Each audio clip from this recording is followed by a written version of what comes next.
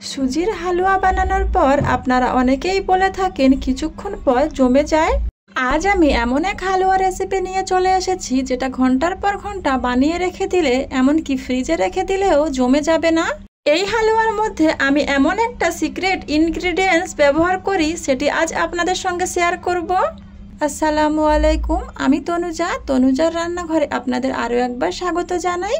এই হালুয়াটা বানাতে আজকে আমি 1 কাপ পরিমাণ সুজি নিয়েছি। ওর মধ্যে 2 কাপ পরিমাণ দুধ দিয়ে আধা ঘন্টা মতো রেস্টে রেখে দেব। এতে করে সুজিটা ভালোভাবে ফুলে যাবে।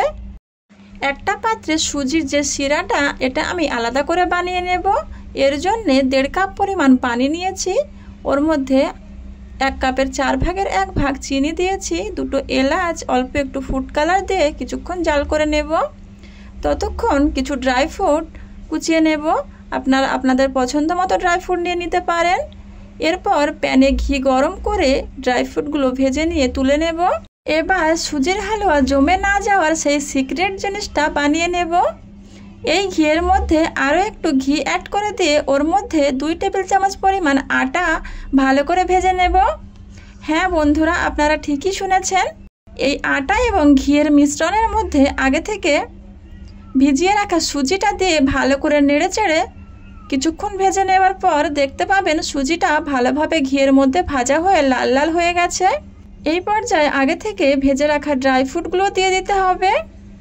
আবারও নেড়েচেড়ে কিছুক্ষণ ভেজে নিতে হবে যতক্ষণ না সুজির কালারটা ভালোভাবে চেঞ্জ হয়ে যায়।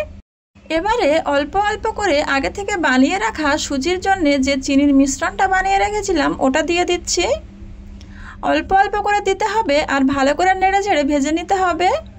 বাকি যে চিনির শিরাটা ছিল ওটাও এর মধ্যে অ্যাড করে দিলাম।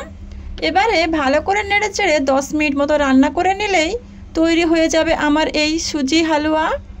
এটি একদম জমে যাবে না এবং খেতে এত দুর্দান্ত হয়, বাচ্চারা এবং বড়রা খুবই পছন্দ করবে।